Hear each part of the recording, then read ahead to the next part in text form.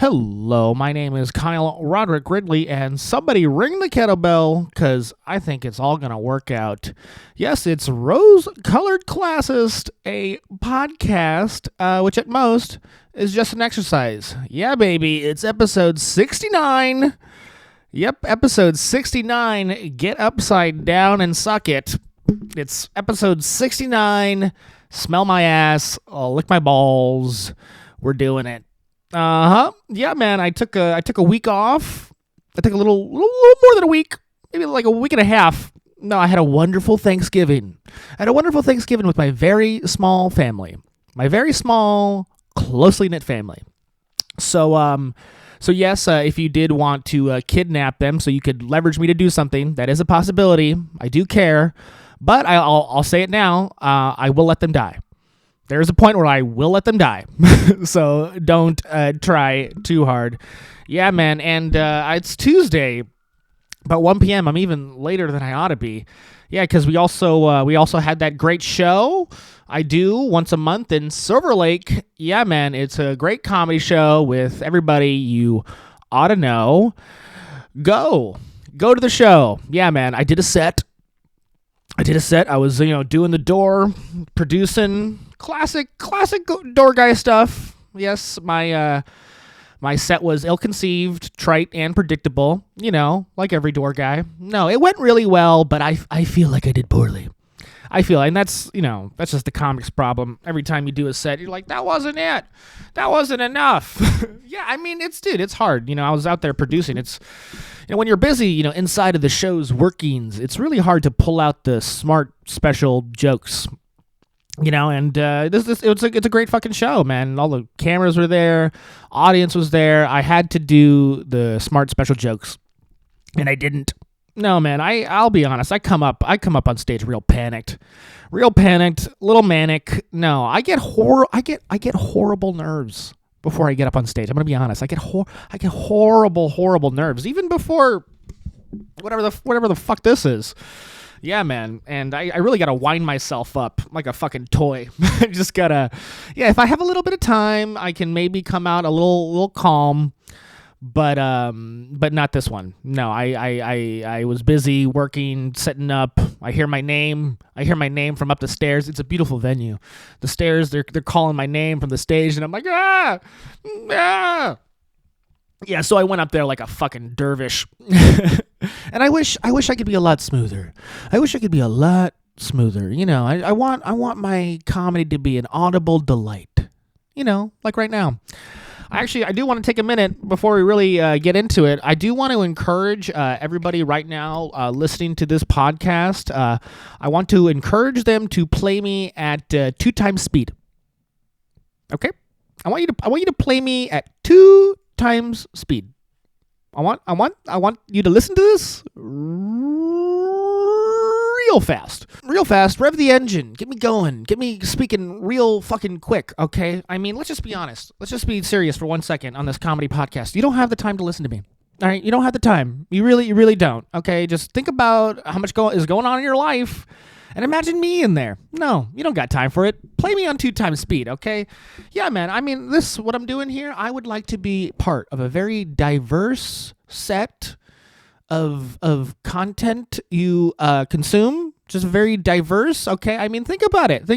Dude, Tucker Carlson releases like fucking 2-hour episodes fucking all these days of the week, okay? Joe Rogan, fucking comes out with 15 hours of content every fucking week, okay? I mean, you gotta listen to Kill Tony, right? You're a real comedy fan. You're listening to my fucking face, my yippy voice. You're a real comedy fan. Gotta watch Kill Tony. How long is that? 4 hours? What are they doing over there?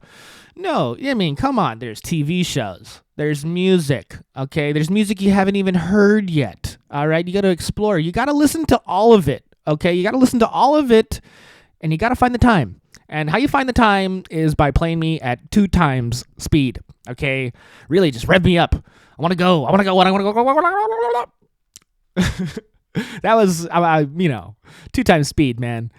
I'm really into it. I mean, come on. I'm a small guy. Small guy in the small world. It's like, I do my little bit of time and then I get out of here. I'm like a 5-minute set. I'm like a 5-minute comic set with this podcast, okay? I showcase.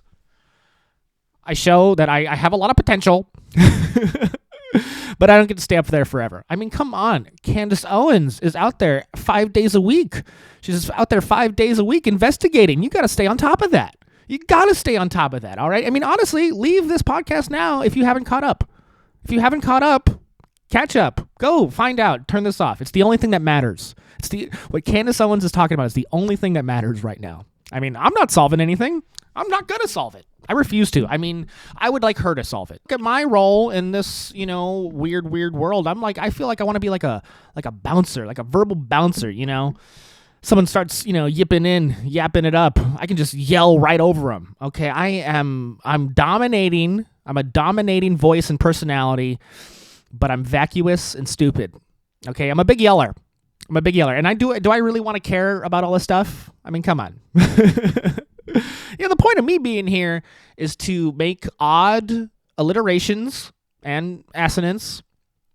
Okay, and my sonic signature. Just have a cool sonic signature as part of your 4-hour car ride you got to do. I want to be 35 minutes of it.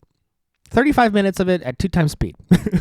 I mean, come on, guys. You got to listen to Breaking Points, too. Breaking Points has 5 shows a week now. Who's asking for that? They're subscribers. No, there's people out there paying people to talk, okay? And here I am for free. I mean, you have people you've paid to talk that you're not listening to. You got to listen to them. Get your money's worth, okay? Yeah, I mean, you're spending an hour with me. That can't be right. No, that can't be right. 25 minutes tops. 25 minutes tops, okay? Maybe I make you laugh 2-3 times in the 25 minutes, and that seems worth it. That seems worth it. No, you don't need me. I know you don't need me. This is why I'm late. I'm just doing it for what I want to do at the time it's convenient for me. Yeah, 25 minutes tops. That's what you got. That's as much as you can put up with me. All right. But that does mean I do have to put in an hour and a half. Okay, because you're playing me at 2 times speed. To get a nice 25 minutes, I got to at least go an hour and a half. It's important for me to do that. No, I'm a genius. I'm smart. I understand how the market works. The system. I mean, come on, there's so many people to listen to. Yeah, man, put me on 2 times speed, okay? Just don't get invested. Don't get invested. I'm sure I'm going to have to confess to something real soon. I'm sure there's this horrible thing I've done in the last 10 years that I'm going to have to confess to real soon, and then all the time you put into me is just going to be a waste. Yeah, man, I'm going to be proven to be a false, lying idiot real soon, okay? So just don't worry about it. I mean, come on. Guys, really, think about it. Think about my life, personally, how I feel. I mean, what? Do you really need to see my face all the fucking time? All these people just putting out their face all the fucking time? Okay, hey, here's a tip. Don't base your life on anybody. Don't base your life and your happiness on anybody's content release schedule, okay? Expand it. Expand your own life. Figure out your own things. You don't need me here. You don't need me. You don't need anybody.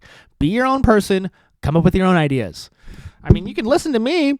Have a little bit of fun for 35 minutes, all right? But come on. I mean, I swear to God, I'm kind of happy. I'm kind of happy anytime, somebody doesn't release their podcast on schedule at their designated time.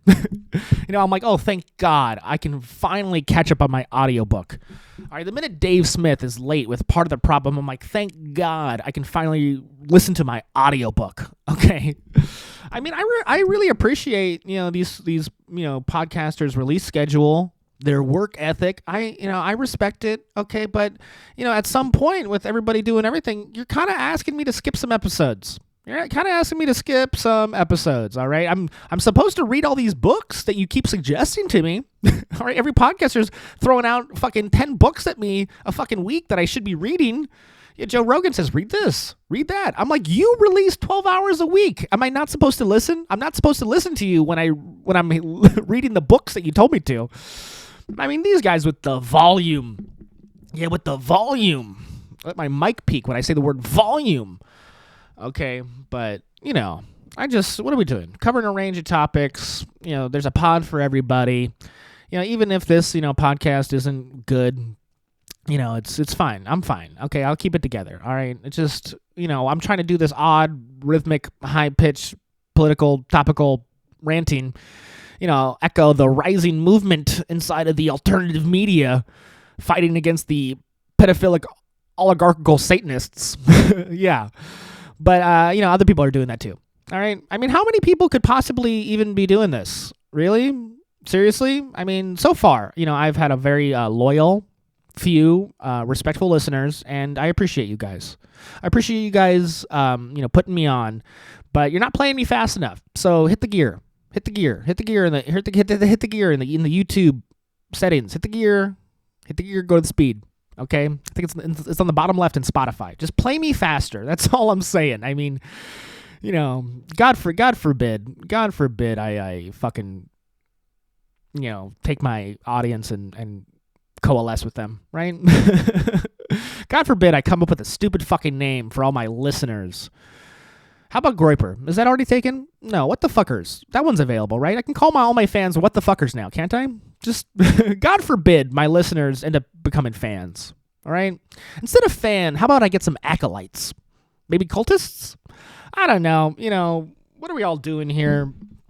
It seems silly. I mean, my personal life, what's my ideal schedule? What do I really want to be doing? Everyone's always talking about their dreams and their dream job and how it all really ought to work for them. What's my ideal schedule? What is the schedule that I tell people about while I'm jerking off playing video games, rubbing my eyes? No, really, this is what I would like. I would like to have about 3 days a week of a nice talk show. Okay, one episode extemporaneously monologuing like these, like the rose-colored classist. All right, one nice interview, maybe, and then the other's a variety. Okay, about 5 nights of stand-up, 1 to 2 days of traveling, 1 day of filming, building towards a big project, 1 day of family time. How many days in the week are there?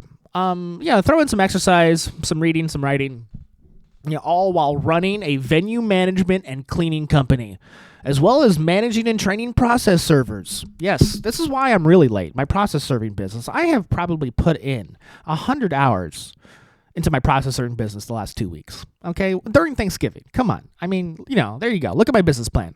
Loan me the money. This is what I want to do. Sharks. Want to get fucked? Invest. Sharks. Want to lose your ass and feel real dumb that you believe in another useless moron? Well, here I am. I am on the real, though. I mean, yeah, I have an ideal working schedule, working life. I'm not asking anybody to, make it happen for me.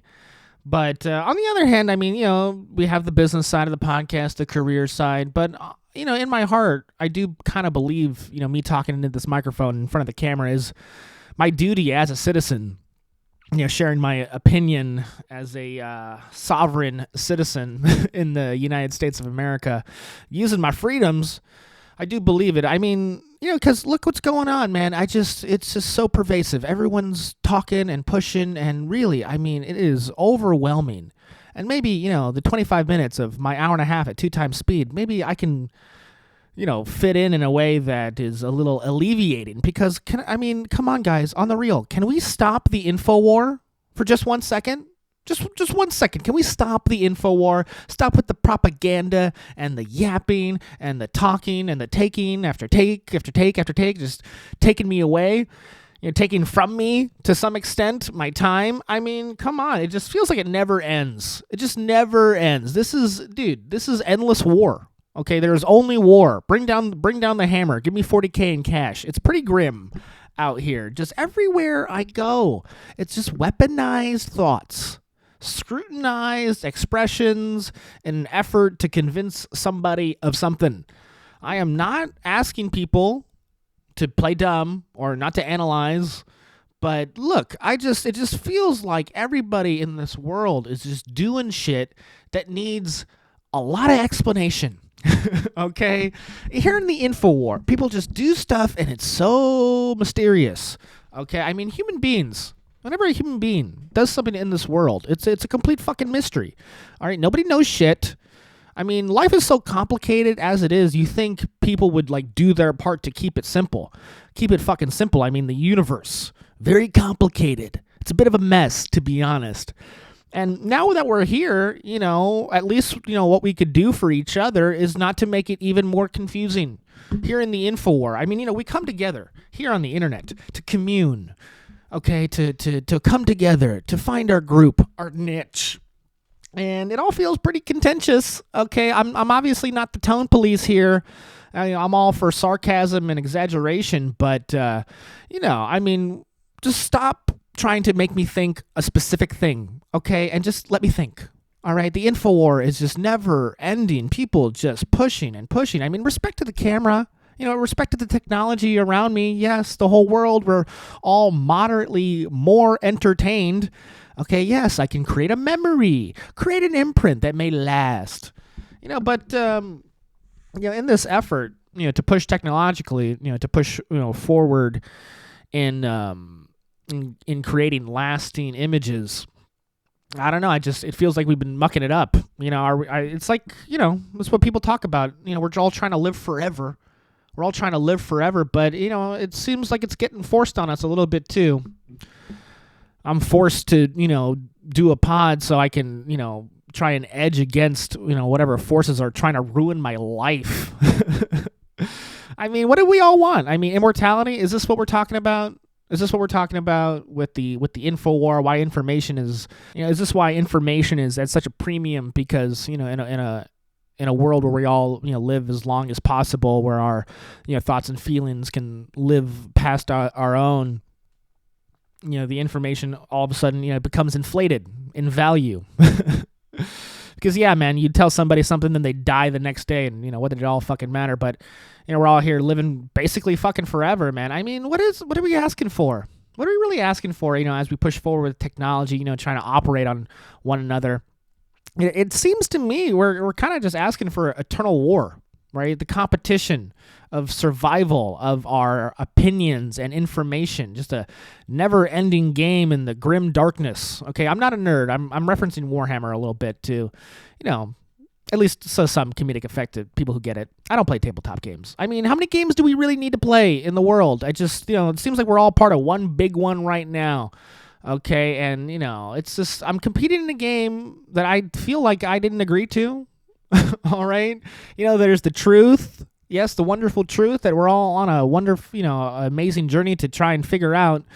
But there's the truth, and then there's the things people say about it. And it's a little tiring. I'm a little tired. All right, we all been doing the truth and what our opinion is on it for so long, and it's all we do. It's all we do. Okay, we find out the truth, and then somebody out there is immediately lying about it, exaggerating it, using it as a weapon against others. And man, I'm not here for the utopia. I'm not out here begging for a feudalistic commune or whatever. And I've said it before. Okay, I'm a libertarian fascist, and I care about taxes. And in the world that I want, where everyone is forced to own private property at the end of a gun, in my world, you can compete at your own pace. Fight the war on your own time when you think it's just. You can pause the game. You can pause the InfoWar for a second and, jump back in when you think it's just. Yes, we defend ourselves at the time of attack. But what's going on right now? It just feels like, whatever predetermined algorithm or, God forbid, free market forces that are, making us churn out product after product. It's just, we're in an uncontrollable cycle of information input and output. Okay, just... if you take a pause, you take a week and a half off, you lose ground on the front. Yes, oh no, my data, no, it's not, I'm not going to look right in the algorithm. Oh, no. Yeah, it's the war information, man. Alex Jones is so right. I mean, yeah, it is what it is. It is what it has to be. But, I just feel like if we're all going to be competing like this, it should be like the old laws of combat, okay? Like a duel among honored warriors at a designated time and place. High noon in the town square. Okay, content out right now is just too purposeful.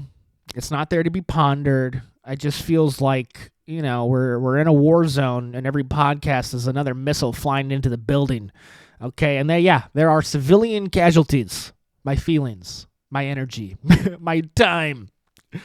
Yeah, man. I mean, just to make myself feel a lot more comfortable, I just, all this needs to be a lot less weird. It needs to be a lot less weird, okay? I don't know how my thoughts and feelings are to be bargained for. okay, whatever position that I'm supposed to be taking at the behest of somebody else. But, it can't just be through force of volume, just quantity. I'm getting bombarded, okay? And I guess that's my point, all right? If we're out here sharing information in the mediums, as it were, I don't know, man. It's just all a little blunt. It's all just a little blunt, just hammering down on us. And I'd like to take a break sometimes, okay? I have a personal life. I have feelings. I have very strong feelings. And, being forced to work at this pace on things that, may not have been my passion, it's just a little tough, man. I mean, come on. What am I doing? What is going on in my personal life? I do have some good news. I'm going to try and buy a boat. Yeah, man, I'm going to try and buy a boat. Yeah, I met this owner. He's Venezuelan. Yep, this Venezuelan I know, he's selling a boat. Yeah, it's a little damaged. The boat's a little damaged. Yeah, some burn marks, some scorched paneling, actually. Yeah, there's just a little bit of the boat. It just has some blood on it. It's a little bit of blood on the boat. The boat's actually in 3 parts, but I'm gonna repair it. No, I'm gonna I'm gonna repair the boat. Put a little bit of money in it. Put a little money into the boat. I'm gonna rename it too. I'm gonna rename the boat. I think I'm gonna rename the boat I'm buying from the Venezuelan. I think I'm gonna name it the Unjust Killing. Does that sound good? It's either the Unjust Killing or Death from Above. That's what I'm gonna. Yeah, man. Here it is. The information war. I'm gonna talk about the real war. Real death. Yeah, man. Evidently, it's my duty as a citizen to talk about Pete Hegseth and the United States military. This is what I ought to be doing with my life. Yes, I have to talk about the Secretary of War. Secretary of War. What happened to defense? What happened to the defense? We thought we'd change that? Why did they change that? I mean, come on. The DOD sounded good. DOW? That doesn't sound good. Sounds like POW. Come on. You're giving up the alliteration here. Actually, I think it's assonance. No, look, Department of War doesn't brand well. All right, and here in the information war, it's all about branding. Okay, war, what is it good for? Anyone hear that? Anyone play that song yet? How's that song not been used as propaganda against the renaming of the Department of Defense? Come on. Yeah, someone's got to be using that video, making that video. Get the AIs going. Get a parody. Come on, where's the parody? Look, man, the Department of War is a huge marketing mistake.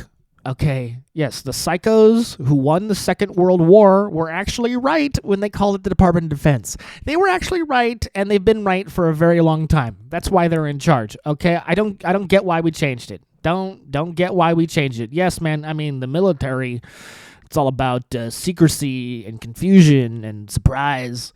And you know what? But look, think about it. What could be more surprising than something called the Department of Defense attacking your country without notice, right? Look, just Department of War. It's not an effective branding, and I'm pretty upset about whatever's going on. I mean, I have to talk about the double tap. The little double tap, yes, the fucking Zombieland inspired military terminology. The double tap. Now, okay, I'm gonna play Pete. I'm gonna play Pete talking about his little event, little thing that everybody's getting mad at him for. But before I do that, and I'll talk about the strike. I just want to lay out these 2 angles. Whenever something happens geopolitically, whenever there's something happening in the world, I think there's 2 angles you can take at it. Okay, there's the classic, like Machiavellian, realpolitik angle. We're all living our real lives. We have the power to affect change. We're all agents with free will, and there's freedom of choice. Okay, yes, there's some things that have happened in history, and they mean things to our current political lives. And we live in a physical world that things happen for rational and logical reasons. Okay, yes, there's that angle. And then the other angle is that there are aliens working. Okay, they're real. They are spiritual entities that control our minds. Human beings really are just a testing ground for demonic and evil spiritual entities. reptilians are actually in control of the politics of the world, and there's a globalist evil cabal getting into place to where we'll have a mass extinction event of all of the people of the world, so the aliens can mine our souls and power their spacecrafts so they can travel interdimensionally, because our world and our lives are actually, they're a farm. We're all in a farm that aliens can use us as a resource. And whatever happens to us in our daily lives, it's actually those of meaningless chattel, and our choices will actually dictate how our bodies are used in the afterlife. You know how like some cows are prime rib and others go to fucking McDonald's. In the same way, our spirits, that when we die, we get sent to these interdimensional planes, and maybe there's a heaven and maybe there's a hell, and all that's true. But yeah, that's the two angles. You could look at this situation from either of those angles and take your pick. Okay, so I'm gonna play Pete Hegseth. Figuring out how he lives, how he communicates. Let's not make fun of him too much. It's the Secretary of War. It should be defense. It's war, though. President Trump said he would have no problem if the full video of the strike is released. When can we see that video? When will you release it? We're reviewing it right now to make sure sources, methods. It's an ongoing operation. TTPs. We've got operators out there doing this right now. So whatever we were to decide to release, we'd have to be very responsible about it. So we're reviewing that right now. Did you at any time say that everybody on board should be killed? Is anybody here from the Washington Post? I don't know where you get your sources, but they suck. Of course not. Anybody that's been in the Situation Room or they've been in the war room there, Secretary's office, no, you don't walk in and say, kill him. It's just patently ridiculous. It's meant to create a cartoon of me and the decisions that we make and how we make them. It's ridiculous. The chairman and Admiral Bradley and everybody shot it down immediately, because anybody that knows that's not how things go. There's a very defined process, specific criteria, go, no go, yes, no, lawyers, intel analysts, everything. And then after that, you simply say cleared hot or not. And so, did you have a plan to deal with survivors? There was protocol for dealing with survivors, but in that, and frankly, there was 10 strikes later, there was a semi-submersible that I think folks here, meaning a submarine. You don't go fishing on a submarine full of drugs. And in that particular case, the first strike didn't take it out. A couple guys jumped off and swam, from what I understand, a ways away. When we struck the submarine a second time, it sunk. And then you had two people that you had to go get. And we had the ability to go get them. We gave them back to their host countries. That's a story that's already been out in the public. So we didn't change our protocol. It was just a different circumstance. So what people think is cavalier or cowboy about it is the exact opposite. These are the most professional Americans going through specific processes about what they can and cannot do, understanding all the authorities, all the laws of war, all the capabilities, and applying it to deter our adversaries. And by the way, there aren't many people getting in boats right now running drugs, which is the whole point.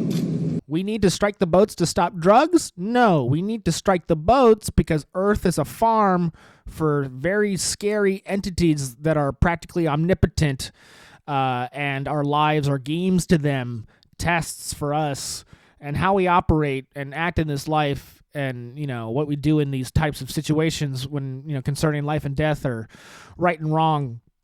It will result in a particular interdimensional ancient alien space god mining our souls. And yeah, that's why. That's what I believe, and we can talk about it more. Email rosecoloredclasses@gmail.com. Please be the right kind of crazy.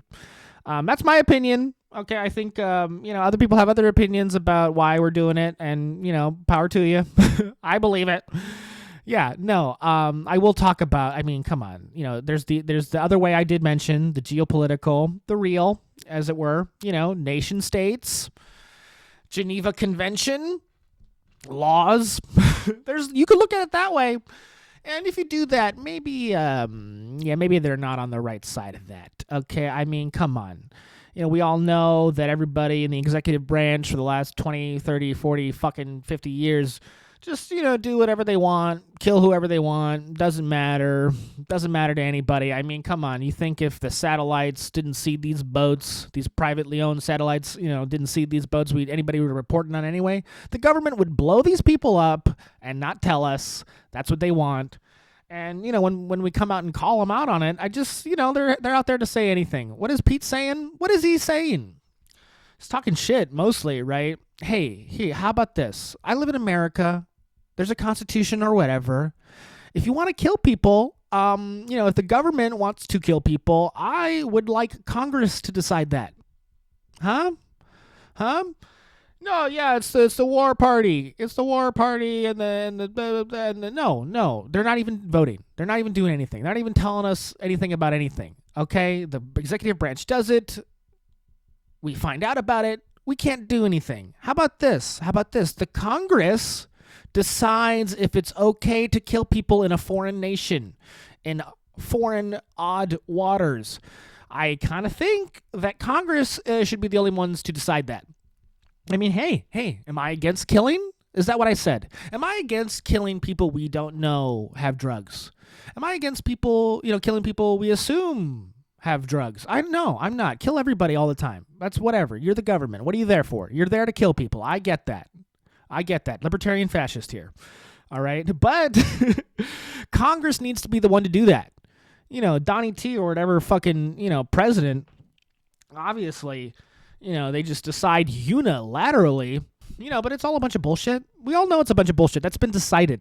It's been decided from our geopolitical stance that's bullshit. And, I don't know why you act like it's not.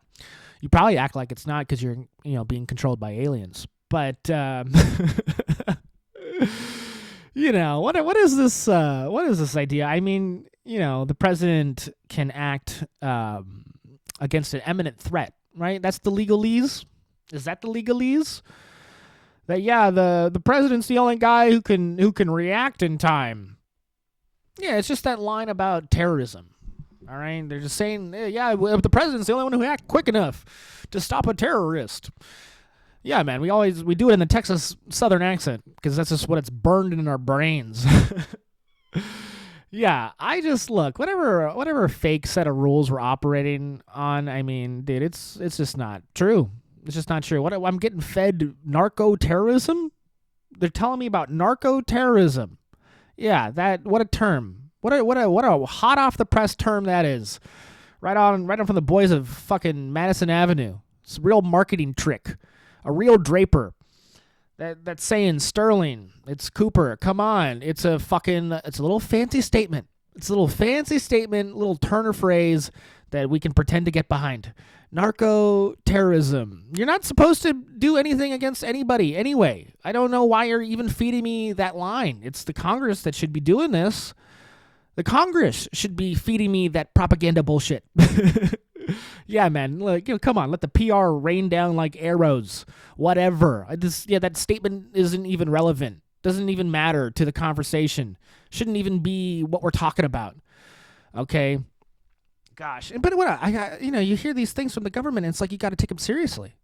This is why I don't even believe in geopolitics, because it's ridiculous to accept these things as if they were serious. I mean, come on, narco terrorism. Yes, there's a real subgroup of people who are intentionally using drugs to weaken and kill Americans. Okay, is that the statement? Maybe that is a legitimate concept.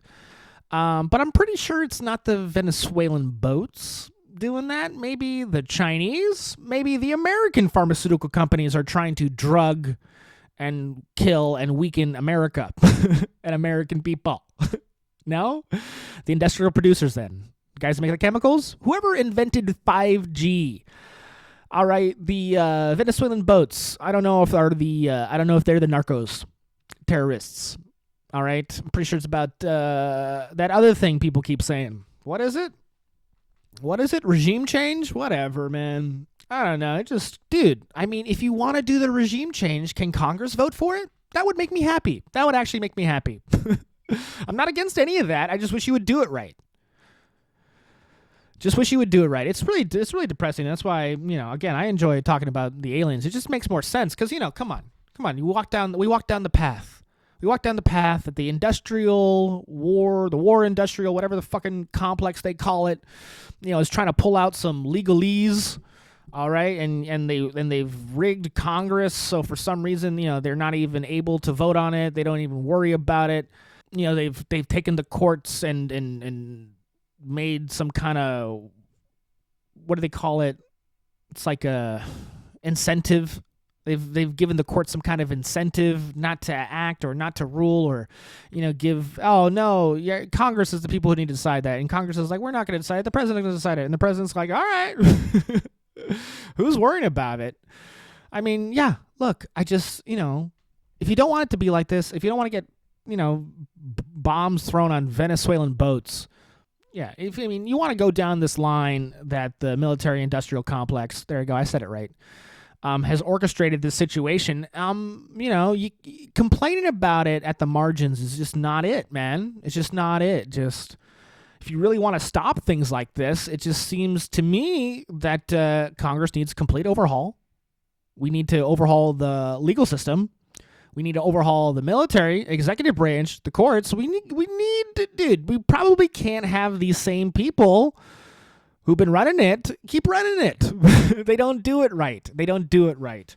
I mean, I'm not against being a bloodthirsty maniac. Not against that. Maybe that's what the aliens want. I just feel, we made a system so Congress should be the one to fucking do that. Yeah, and they just lie about it. They just lie about it. They don't even tell us that's what we should be doing, man.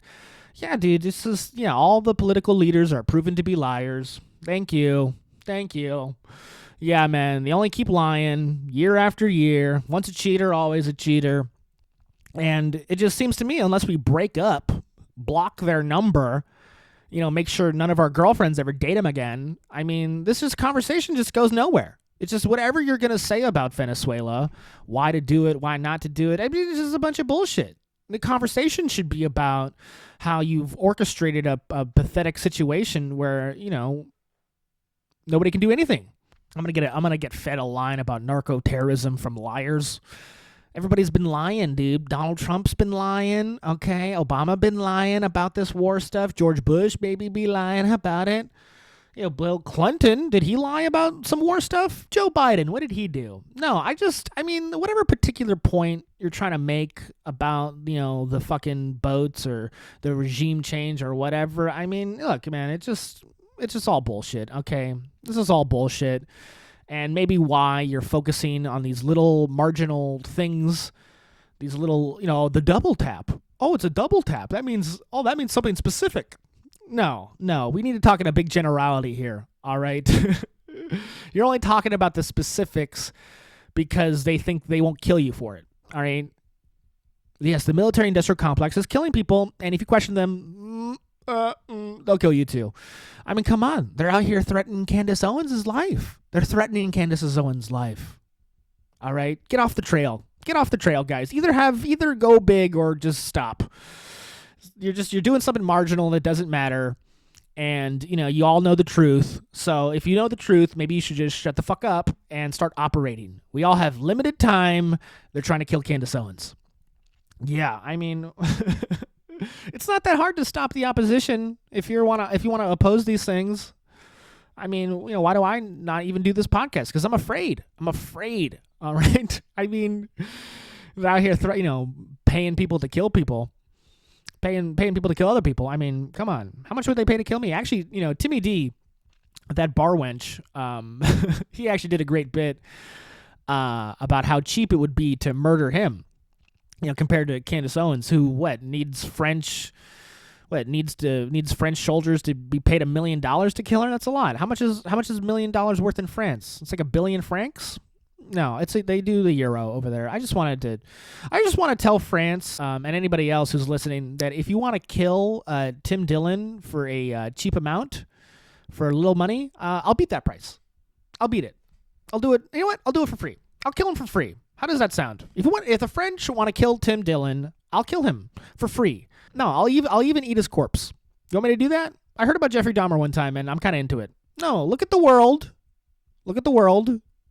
See how many things you have to buy as of the French government who wants to kill people, and look at my offer and feel good. I'll kill him for free. This is my Tim Dillon impression right now. I'm saying something outlandish. No, I mean, come on. What's going on in this world? What's even left to do? What is even left to do besides, kill some fat queer who is only funny when he tries to say something meaningful? Huh? Come on. I'm going to kill him and eat his body. I hear gay flesh tastes different than straight. It's different. No. The aliens want me to kill and eat Tim Dillon for the military-industrial complex. That's my point. That's my point right there with Venezuela. All right. No, I'm sorry, guys. I'm just being provocative. I'm being provocative. Provocative. That's my Nick Fuentes impression. Provocative. No, I look and sound like him anyway, don't I? Come on, look at my face. Look at my face. I'm a carbon fucking copy, right? Were me and Nick Fuentes exposed to the same chemicals as children? Do we have the same father? No. If I shaved, I would look just like him. Okay, I worked at In-N-Out for more than half a decade. Okay, I was always clean shaven. I had my hair like this, but more of it. I looked exactly like him. No, I'm bringing up Nick a little bit because, I noticed as an avid listener of Timmy D and Nicky F, I listen to everything. I'm obsessed. I did notice a little thing about them that they echoed the same phrase. We talk about a term like narco-terrorism, the propaganda, and I was listening to Nick and Tim, and they kind of did a little something similar. They were talking about the Venezuelan strikes, and what did they call it? They called it performative cruelty. Both of them independently, kind of back to back, within a couple days of each other, and that's suspicious. That's just a little suspicious. What's going on? Now, I am, if I were only to consider this thing from an entertainment podcasting aspect, looking at the situation from, my own position within the market, and I don't like it. Okay? They can't work together. That's not cool. They shouldn't do that. They shouldn't work together to echo each other and mine each other's fan bases. No, it's unfair. It's monopolistic. All right? Tim Dillon and Nick Fuentes working together and saying the same thing. That's like Netflix buying HBO. Don't do that.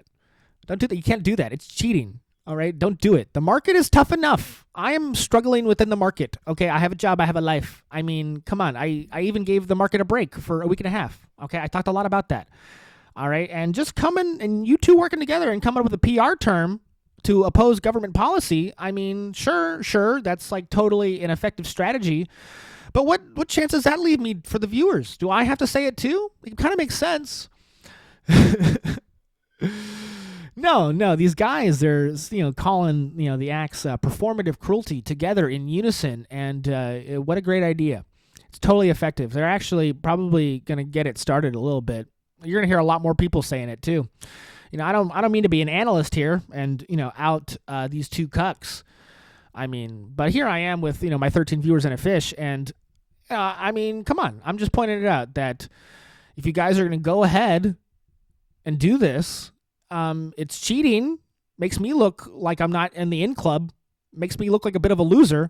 And, hey, you're kind of doing some real damage to the government, man. You're going to be in a lot of trouble. They're going to kill you. They're totally going to kill you. Sorry. I'm going to kill you. Right on. Yeah, speaking of the clearly gay, they're so gay. Pierce Morgan had Nick Fuentes on. Actually, he had him on. Nick and Pierce. Those two who show up in Timmy D's gay dreams. Yeah, no, they just talked yesterday. I'm doing this on Tuesday, and that is a benefit of delaying the show. Rose-colored classist, always looking at stuff from the past. I get to hit a hot piece of content. I get to do the pod when there's a hot piece of content thrown out. I plan to do this on a Tuesday forever. I didn't know that Pierce and Nicky would be talking. I did a lot of work yesterday writing. No, I didn't. I just watched it, and I was jerking off and smoking weed. Playing video games. I am the demo. I am the demographic. And yes, I mean all I care about is comedy, and Nick and Pierce were just a fucking riot. Just an unironic riot. And I do first off want to play the funniest part. Okay, if here I am, rose-colored classist, stand-up comedian. All right, I only care about what's funny in this world, and here, definitely, this clip, it's the source of real comedy. But what's happening with women? You literally just told your followers. Well, hang on. In that clip, you literally told followers, women, they get old, they get fat, they get ugly, they get very annoying. So where's the incentive to get married to women? There isn't one. You're actively telling them the opposite. You're extrapolating a lot. We can complain. Just quoting you back yourself again. No, but you're extrapolating and saying, well, you say women are annoying, so therefore, what's the incentive? We have to do it in spite of the fact that they are annoying. We have to do it in spite of the fact that they talk too much. We can get them to lose weight. We can put them on peptides. We can get them to the promised land, but it's going to be Do you think this view of women may be why none of them want to go near you? Oh, you should see my DMs. It is quite the opposite. They're called the Groy-bets, and I'm actually batting them away. Granted, not all of them are attractive. Some of them are attractive. Are you actually? Just to clear up one of the many theories about you, I have no idea what the answer is, and you haven't got to answer. But are you actually attracted to women? I am attracted to women. You're not gay? No. But I will say that women are very difficult to be around. Okay. So there's that. And do you think they should have the right to vote?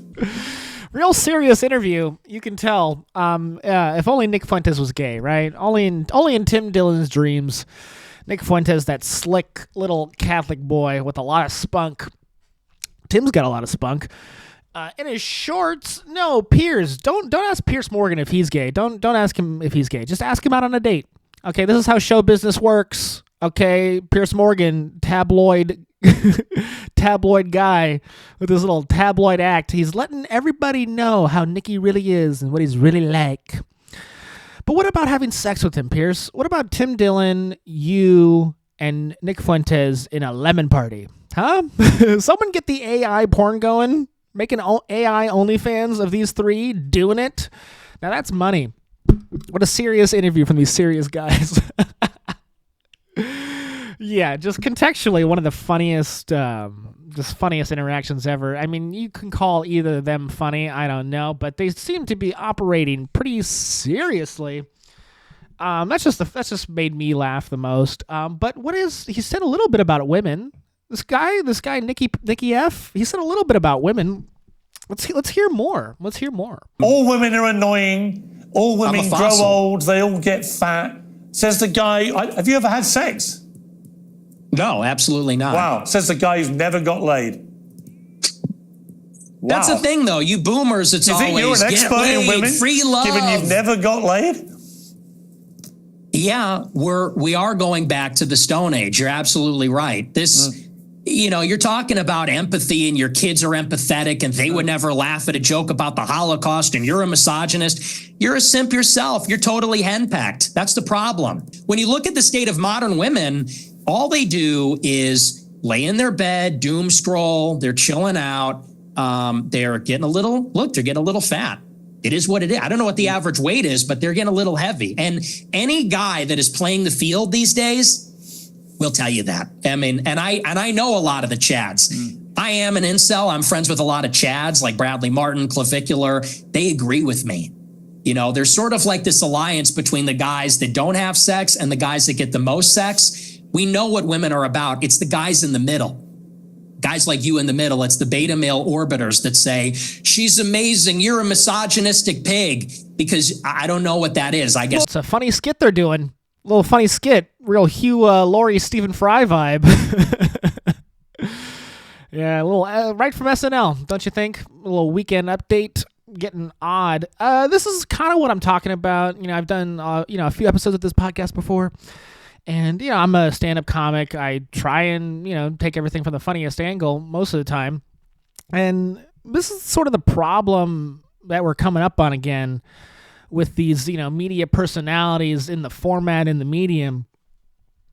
And, it's like when you take their position from where they, are standing, it's like they're serious people who seriously believe these things. They have a perspective, and, honest, if it's honest, it's honest, but, at least they're, not positioning themselves sarcastically, right? You think Nick is being sarcastic? This is the line. This is the line that they keep fucking around with, okay? Because, yeah, man, I'm a comedian. I want to say the funny things. They don't have to be true. Sometimes if they are true, it's, not for long. I'll be really, going for it. Saying something that maybe is only right 5%, 2% of the time. But is that the meaningful part? Is, whatever point I'm, trying to push forward. I mean, I do it to elicit laughs. Nick does these things to what? Change people's voting patterns?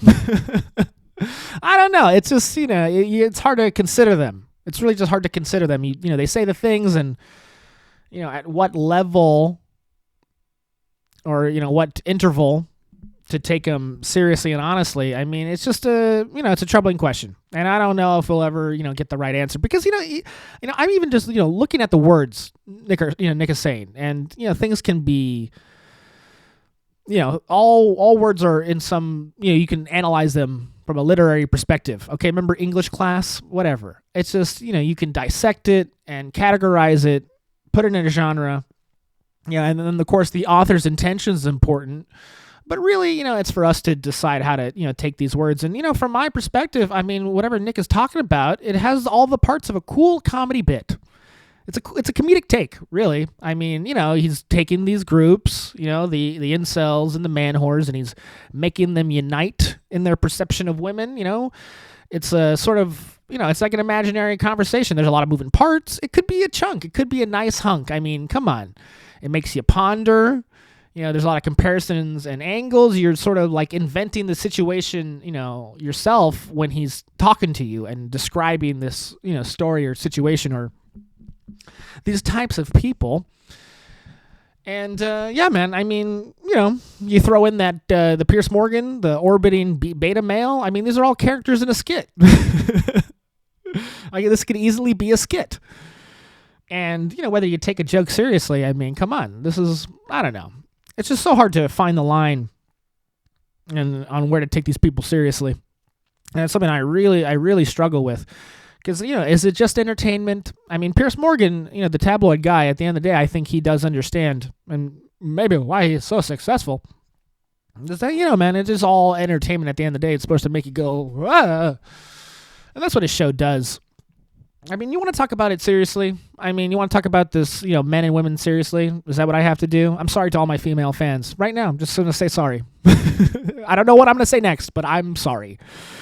And, here's, what I think, when I look at, the relationships I have been in and the ones I've observed, at the end of the day, it just seems that, whether you're a celibate incel or some man whore cuck slut, you're into some sick shit. At the end of the day, you're just gonna, to be in a sexual relationship with someone, you have to compromise in some sense. Okay, yeah, you get into a type of relationship, and you can, operate it on any type of sense of honor or religion, whatever practical or hedonistic, reason you want to be in a relationship, and there are parts of that you compromise. That's what a relationship is, especially when you want to do it. Okay, when you want to put it into each other, you just things you have to say, hey, like for me, when I get into a relationship with a woman, my compromise is that I don't hurt them. Okay, I kind of want to hurt them, but I don't, and that's my compromise. I'm kidding. I listen to Nick Fuentes seriously. And I don't know, man. It's just, who are we to judge others in their sexual relationships? I don't like what Pierce is doing. Is this the point? I don't know. I mean, who are we really to judge anybody at any time? Really? Come on. I'm a guy in red glasses talking in front of a camera made in 2012. Who am I to judge anybody? No. Let's do it. You want to talk about what Nick is saying? Because I understand it. Okay, yes, all day I'm supposed to take on the arguments. I'm not supposed to attack them personally. Pierce, you're not supposed to attack people personally. No, we have to handle the arguments. What is Nick saying? The alliance between the no fucks and the all fucks, right? The guys who get all of it and the guys who get none of it. What is that relationship? I mean, look, I've written a bit or two about this. Let me try it out. Maybe see if it makes sense. Tell me what, line on the truth I've come to. But come on. It's a fact. It's been this way for eons from evolution. But here's what it is. 10% of dudes fuck 90% of women. Okay? That's like the law of the jungle. All right, women, are you afraid of some dude raping and killing you? Well, guess what? So are most men, okay? 10% of dudes are out of their minds. They're maniacs no average man can compete with. They could murder and outcompete 80% of all men. And just by that fact, women are inherently attracted to them, okay? And yes, there's 90% of women who do this with the 10% of men, and they give it up for, whatever free love culture that Nick talks about, or, fear, just desperate fear or want of success. I mean, come on. I mean, let's be serious, when you talk about, all these dudes just fucking everything that moves. 45, I'd say 45% of women, 45% of people in this situation are just dumb. They don't know what's going on, and they just do whatever the person next to them says. Okay. And then, they're too dumb to realize that this guy is a complete psychopath, a complete maniac. They're not there to notice it. So, they get in with him, and then they get dumped and, most likely killed because, they have no connections. It's the 10% of men we're talking about. Okay, and then, the other, there's another group of women, probably around 25% of women who are just naive to the psycho, naive to the insane person. Okay. And then, the rest of them are, into it for some reason. Okay. Yeah, dude, 10% of guys are just on top. They're just on top. They're winning everything. They've been winning everything. It's always been like that. And they get so much pussy. I mean, yeah, and they could kill us. Those 10% of guys can kill any other man. All right. And that's troubling. And, hey, maybe like 2% of men can stand up to it, survive. Yeah, but they're gay. No, I mean that. Really, I mean, what are they talking about? Whether it's worth it to be in a relationship with a woman? Why not just be gay, right, Pierce? I don't know. I'm not gay. I'm not. No, I've tested myself. No, I've come up with a test to know if you're gay. It's you suck a dick. No, I'm kidding. No, that's not the test. I've tried it. It's not an effective test to figure it out. I'm kidding. No, I'm seriously kidding. Ask Charlie Sheen. No, really, here's the test to know. Here's the test to know if you're gay, okay? This is how you know what gender you're attracted to, man or woman. This is for everybody. Okay, now think about the gender that has made you the saddest and most distraught. Think about the gender that when they're mean to you, you contemplate suicide. You feel a deep, unbearable stress and sadness inside of your heart. Okay, you're not angry. You're not trying to, be a victim. Just whatever gender makes you depressed, that's the gender you want to fuck, okay? And women make me unbearably sad.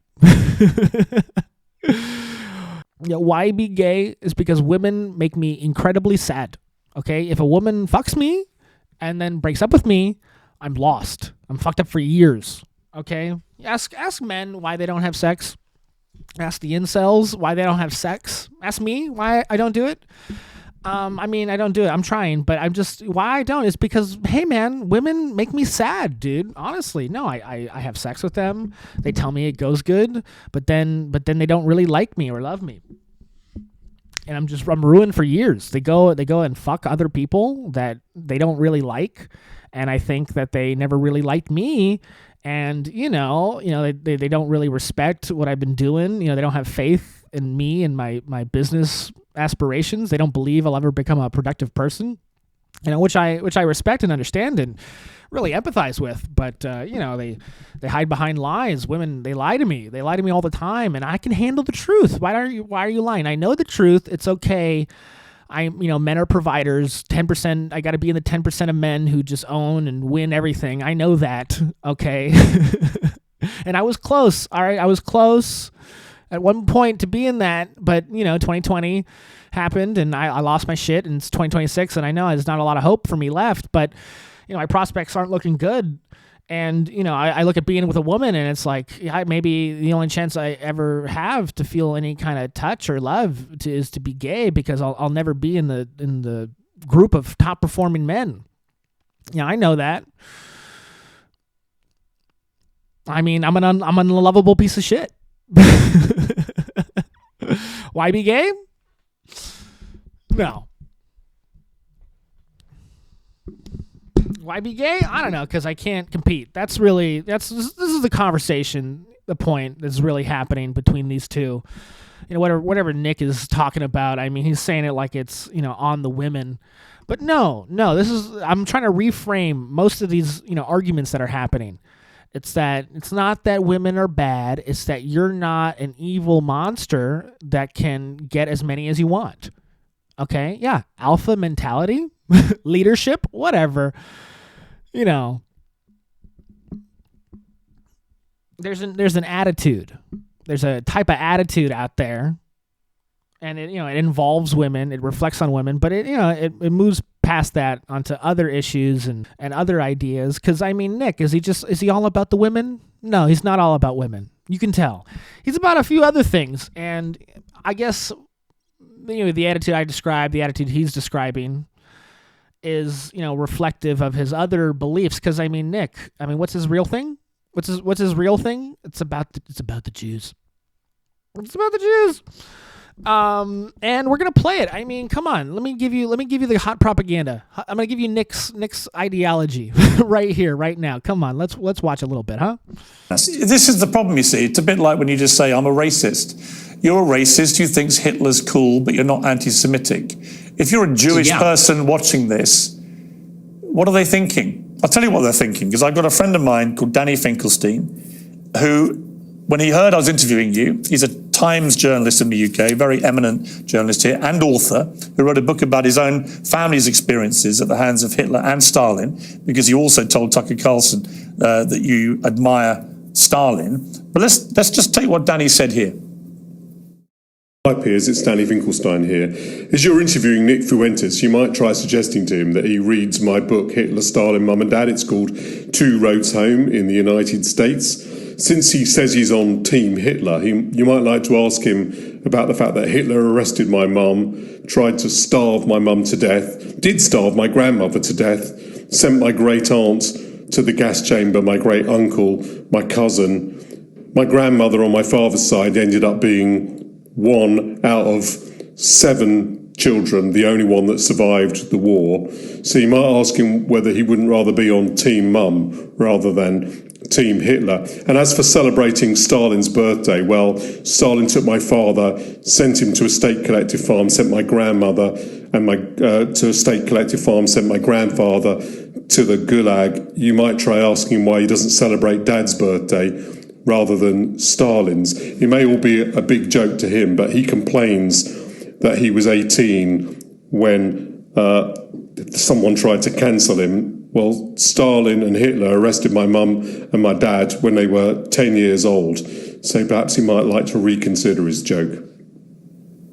See, that's the reality of your jokes.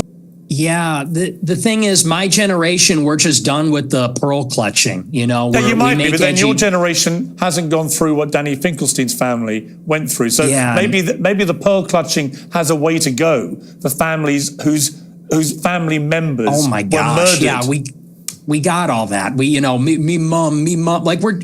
I don't even know who this person is. Why is this person talking to me? This old British guy is saying me mom got killed by Hitler. Because he doesn't find it funny when you say Hitler's very fucking cool. I don't care. I don't care. I know you don't care. That's fine. You don't have to care. But he does care. Does that guy care about America? Does that guy care about me and my country and my family? No. He cares what you, a prominent conservative in America, has to say about Adolf Hitler. Now, what do you mean by Hitler is very fucking cool? Because I think he's very fucking a monster. Okay. That's a clip. I think he's very fucking a monster. Do you hear yourself? Yeah, I mean, can we all grow up? I do. Can we all grow up? He murdered 12 million childish. people. He murdered 12 million Okay. people. What is very fucking cool about that? Tell me.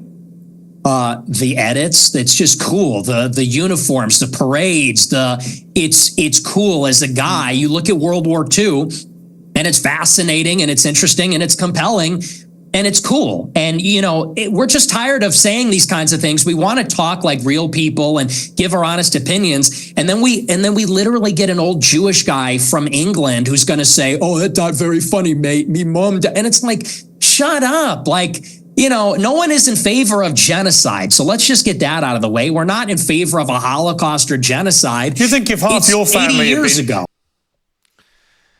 Shut up. Shut the fuck up. And this is what I'm talking about by having that fucking, attitude and mentality where you just don't give a fuck about anything or anybody, that you're going to be in the top 10%. You're going to fucking fight real hard, say whatever you want. Don't give a fuck about anybody, especially that British guy. Just don't give a fuck about them. Look, man, this is what I'm saying. It's like, this is how we get away with, bombing boats and being an asshole and being in charge is, yeah, man, you just stop caring about what anybody says and their feelings. I mean, I was listening to that British guy and I kind of felt a lot, and it was pretty moving. And that's why I know I'll never, be successful or get any pussy. My empathy. This is what I'm saying. It's like, being in charge and being the top dog, being the guy, if Nick is pretending to be, obviously, is he? It's an act maybe. But, it's just having that perspective where, your opinions are the best and the only ones that matter, right? What's my opinion? Is Hitler cool? I mean, with that mustache and haircut. No, look, Hitler was a vegetarian. I don't care how sweet his outfit was. Hitler's not cool. Hitler's not cool, okay? Yeah, I mean, yes, the facts of his life, fighting in a war, going to jail, taking over a country, ruling it as a dictator, dominating half the world, and, if you weren't so fucked up on drugs, you would have actually succeeded. Those are cool things. Those are cool things, but Hitler was a vegetarian, so that negates everything, okay? Overall, I don't think Hitler was cool. That's my opinion, and that's the one. That's the only one that matters. My opinion about Hitler being a vegetarian is the only take to have considering World War II. All right? Yeah, I mean, still talking as a comic, trying to apply my trade to these two people conversating. I mean, what are they getting? They're getting hung up on some kind of semantic about what's cool or not. I mean, this is like old guy like hearing the word cool, and then going on a diatribe about how his whole family's dead. I mean, a lot of empathy to have there, but also it seems like you just wanted to talk about that. Maybe I'm a little more on Nick's side with it. The perspective of just who cares about anything or anybody. Tell me that story. Whoop-de-fucking-do. I'm trying to be in charge. Yeah, I mean, what is the word cool about? What is that even word? I mean, look, it's a big word. The American slang, drips right off of it. And, they're having some kind of, conversation. It's not cool. It is cool. I mean, dude, the word cool is fucking, what does it even mean?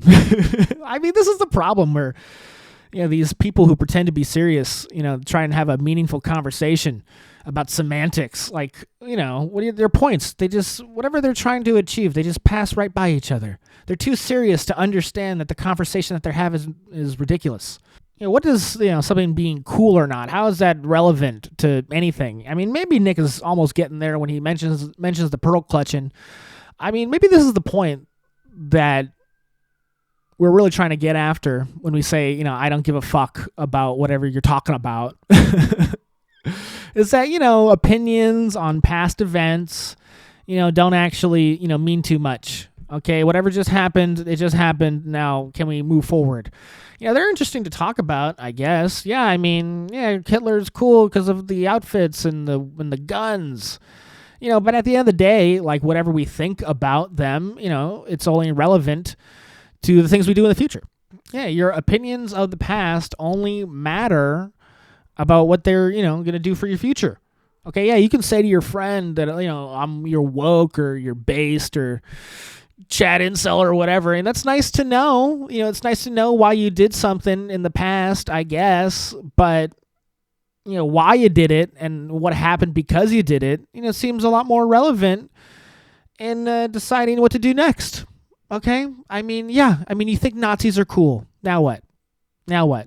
You think Nazis are definitely not cool. Okay, now what? Now what do we do about healthcare? What do we do about immigration? Okay? Should your moral judgment of the Nazis help us decide about urban planning? You tell me. I don't know. It just goes for any particular topic. This goes for any particular topic.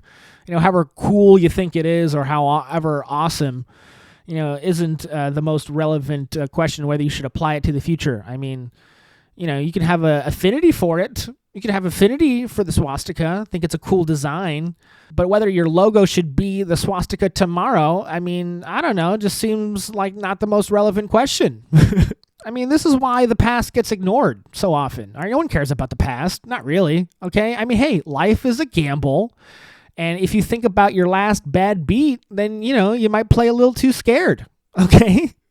The future is a risk. And, the past, doesn't help you figure it out all the time.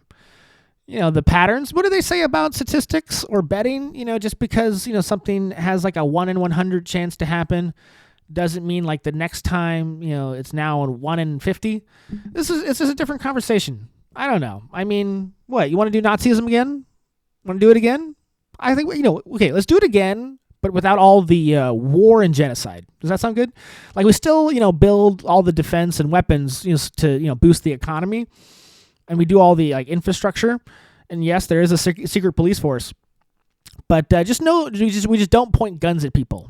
All right, let's do Nazism again without the guns in your hands. We still make them because that's the only way to make their economy so awesome.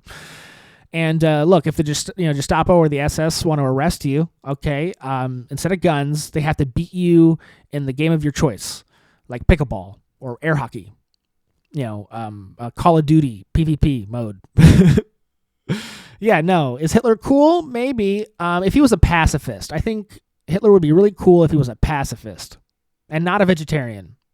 That'll work. I think that'll work. All right, really hit it home. Really hit it home with Nick. His last clip. Watch the whole podcast. Have you not turned this off yet and switched to the Nick Fuentes, Pierce Morgan interview? Lecture? No, one last clip of him. One last clip. Let's enjoy it. Let's enjoy it before he gets banned forever.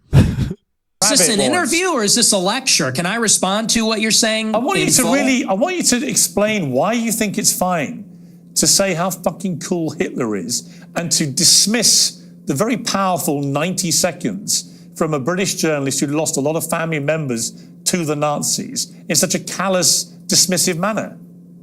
I don't think it's powerful. I think we've been hearing that our entire lives. Okay, the Schindler's List. Let's just be honest. The propaganda is over the top. We have been brought in America. What about the Schindler's List? Tell me about the Schindler's List. Well, tell me about the Schindler's List. I'll tell you about it. We have been browbeaten as a people, as Americans, as Westerners, for our entire lives. And do you know what this has done? It has taken away any sense of pride, any sense of love for our own civilization. We have been made the villain in our own story. We have been made because, well, let's just be clear. It doesn't begin and end with Hitler is a monster. This has been the political narrative, which is why we have thrown open the borders. This is a political narrative, which is why we can't be a conservative society as a whole anymore, why we can't be proud of Europeans, why we can't be proud of being Christian, because they've told us if you're too white and too proud and too Christian, it's going to lead to a Holocaust. And so my generation, our entire lives, has seen, honestly, Nick it's true. And that's why people like me. That's why I'm popular, because this is bullshit. Honestly, yeah, it's a crock. We don't want to hear any more about me mom and me dad. That's a crock of shit. No, listen. What you just said is a crock of shit. And you know it's true. It's called the open society. Hot last clip of Nick and Pierce, right? Man, my mom made a crock of shit today. My mom is a crock of shit. My Hitler mom put me in crock of shit. Bullshit. Yeah, this interview should never have happened. No, this interview should never have happened. Don't know why they did it. I've changed my mind. This is not interesting. What good could this interview do? What good could this interview do to the whole world? No, this is really the Nick's theory. This is why he's popular. If you haven't heard it before, now what is, obviously, you can listen to him, hear what he really says about it. What platform is he on? What platform is he on? I actually don't know. I'm trying to watch him. I can't find him. But right. What part of that theory do I even want to talk about? I mean, yeah, the propaganda. I mean, this is what I've been talking about the whole podcast. Yes, it's all coming out. It's all over the top. Everything I hear all the time is fucking exaggerated. Some kind of, statement to make me feel some sort of way. The piece of propaganda, that started it all, maybe? Yeah, the real thing.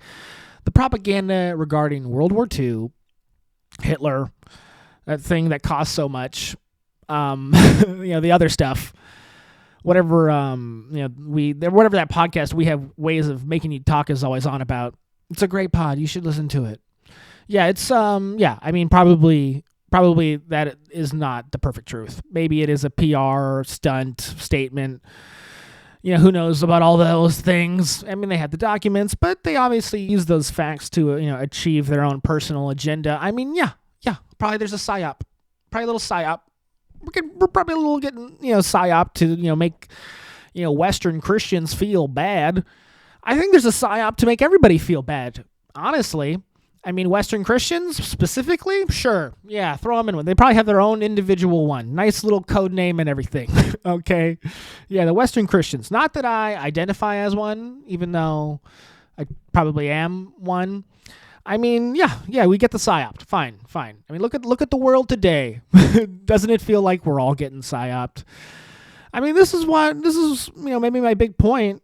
I can see why Nick feels so exasperated, but it's just, why are you talking about all this so much if it, it's so obvious? Just, does it make any difference about how you should get, shit rolling and protect yourself? I mean, I'm out here, building a process serving business, okay? I'm trying to get a little power in the world, just a little bit.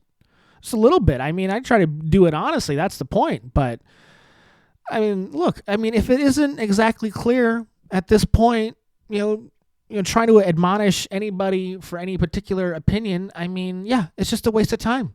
Look, you want to talk about, political narratives being made to feel what people want you to feel? I mean, look, nobody is in a position to even consider these things as, serious. People say that nobody has any shame anymore, and, couldn't that be more obvious? I mean, yeah, hypocrisy is rampant. Corruption is a way of life. We're all trying to be in the top 10%. Trying to get in there any way we fucking can. All right? Yeah, I mean, look, you're a lying sack of shit. I'm a lying sack of shit. We're going to lie to each other. We're going to lie to each other. And maybe, if we operate under the assumption that we're both trying to fuck each other terribly, maybe we can actually try and, do something in this fucked up country, huh? It's like that George Carlin bit talking about the businessman trying to fuck each other. I mean, this is the idea. I mean, we're all being forced to operate under a completely corrupt economic system. I mean, what do you want from us at this point? All these guys on the internet talking to, in the extreme, going for the throat. Yeah, I mean, nobody has any time to pussyfoot around inside the information war. Okay, yes. I talked about it up top. Whatever, cordial, dutiful, honorable, way of operating, it is completely gone from society. All right. When it comes to sharing our positions and our ideas, it's not a friendly endeavor. It's not a friendly endeavor. It's an effort to, create fiscal and political change. I mean, we are in total war. Every podcast, we're in total war. And yeah, maybe the forces that won World War II made it that way. Whatever.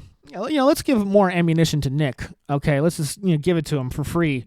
This should be at a cost, but let's not forget Mr. Jeffy Epi. All right. I mean, yeah, the real reason this podcast is late because I've been going over the documents.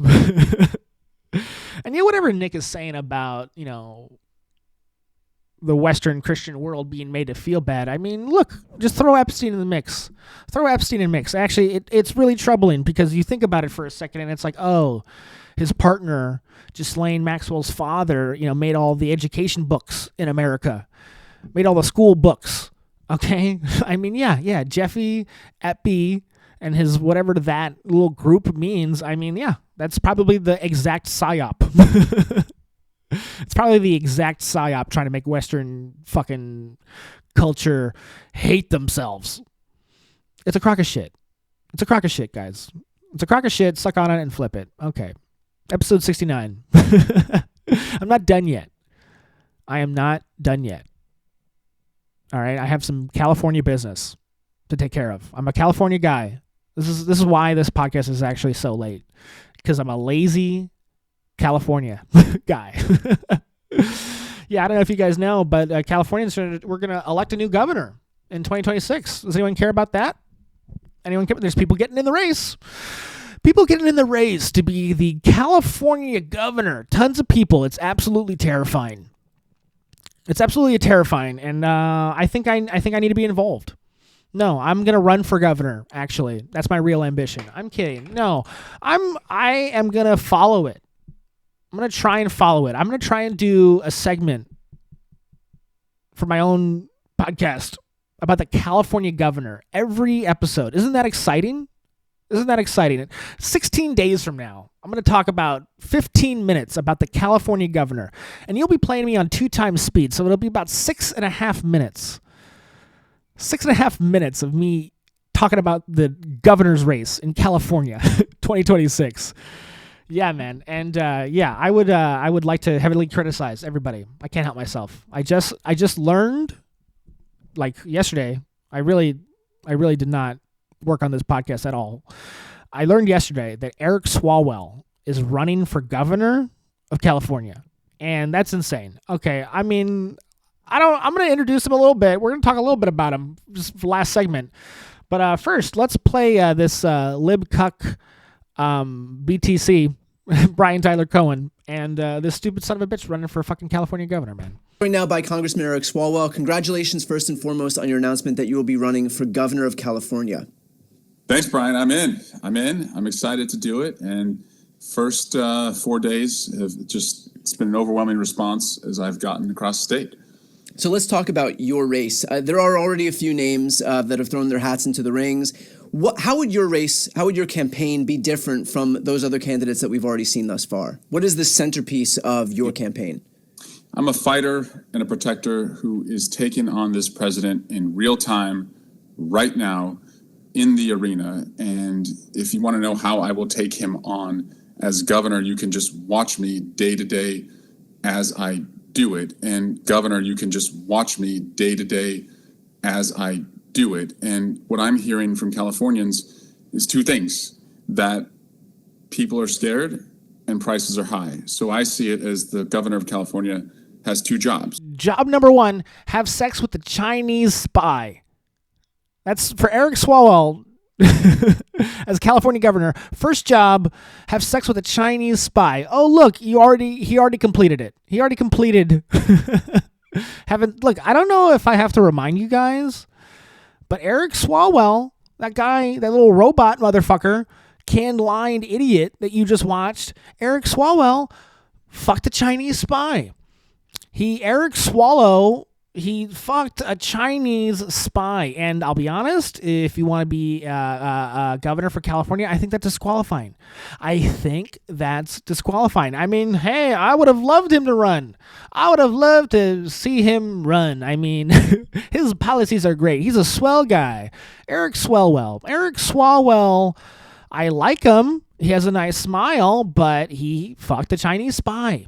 He fucked a Chinese spy, and you can't do that. You can't run for governor after having fucked a Chinese spy. And there's no way to spin that. There's no way to spin having fucked a Chinese spy. Okay, Eric, I'm pretty sure your dick is not an investigative tool. You did not find a Chinese spy, okay? You fucked some Chinese pie. You fucking in the spy. Eric Swalwell, sorry, you're a fucking joke. I mean, come on. If anybody's a reptilian, what is he doing? Do it. I'm gonna do it. I'm gonna do it. Eric Swalwell, fucking joke. District attorney. He's a cop.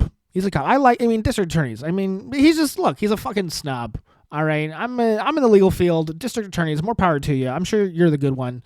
But Jesus Christ. I mean, everybody in politics right now. I mean, I don't know if you've heard. I don't know if you listened to Alex Jones. I don't know if you've listened to Candace Owens. But yeah, they're all corrupt pieces of shit being bullied by a violent gang of pedophiles who are all around the world. And for some reason, it has something to do with Freemasons, royalty, and likely Jewish people. More power to you, Nick. No, it's a cabal who believe in a higher power, and that higher power is definitely aliens. And look at Eric Swalwell. Been in Congress forever. He knows. And Governor, sorry, bud, please don't do it. Please don't do it. You fucked a Chinese spy. Dude. You can't be the governor and fuck a Chinese spy, man. What are you still here? What are you still doing here? Why are you even still here? Why am I here? I'm done. That was my pod. Timing couldn't be better. Finished filming at 3 p.m. on a Tuesday. You're welcome. Yeah, man, you can do all the things that you do with your mouse. You can click that button. Which button? It's right there. Look at that. It's right there. Look at the button right there. No, down. No, down. Look down. To the right. No, to the right. I know I'm pointing left, but to the right. Okay. Yeah, it's right there. Click it. And at 2 times speed. I mean, this couldn't have been more fun, right? I'm yippee. I sound excited. I have a lot of energy at 2 times speed. Here at the 1 in my own life, I feel really depressed and sad and weak. But at 2 times speed, I'm finally the person that I needed to be my whole life. Okay, I've had so much fun. This is a good bit, solid bit. Not sure when I'm going to record the next one. It'll be soon. It'll be so soon. It'll probably be... No. Episode 70. I should do something fun. 70? I should do something fun. Okay, thank you guys so much. Comment. I'm going to start commenting really soon. Now, okay, I'll talk about this one last thing, more personal business. I mean, yeah, close it out. Just stop listening right now. I'm going to keep talking. I'm going to keep talking, but you're going to stop listening, all right? All right. Yeah, dude, when it comes to commenting, when it comes on to, the social media game, like, I got to hire somebody. There's no other way. I don't have the emotional capacity to perform in that way. I mean, I feel like I'm going to comment on things and just be rude and mean and petty and dumb. I don't believe in my ability to say something curt or witty via text like that. I don't do it. I can't do it. I don't know. I get involved and I get obsessed. And I look at it. I haven't posted on Instagram in 3 weeks. But I'm on it. I'm a lurker. I'm lurking. I'm a freak. I'm like an incel Nick Fuentes freak, bro. I'm out of my mind. I have a real business. I obviously feel like I'm putting in jeopardy every time I talk. And so I got to pay somebody. I got to pay a nice woman. A nice woman. I think good things about women, actually. I mean, I was just talking about guys. That bit was really just about guys and how, the evil elite are fucking everybody. I did talk about women a little bit. That 45-25% thing. The percentages might be off. But that's just me reviewing. Give your own review. Comment. If you could timestamp that bit and give me some notes. Just give me a few notes. It's like, you should have said this. If you could timestamp everything and just reorder it, change it, that'd be nice. And then subscribing. Whoa. Do I gotta change my name? I feel like I gotta make a new YouTube channel, just call it The Podcast. And that would be more performative, be more algorithmically successful. That'll really get me the edge in the info war, right? And then what else do I need to do? No, I gotta pay somebody. I really gotta do it. AI, I mean, don't even get me started. All right, I'm gonna go have a real life. All right, I hope you do the same too. Bye. Bye bye. Bye bye. Bye. Bye bye bye bye bye. How fast did that sound on 2 times speed? Bye bye bye bye bye bye.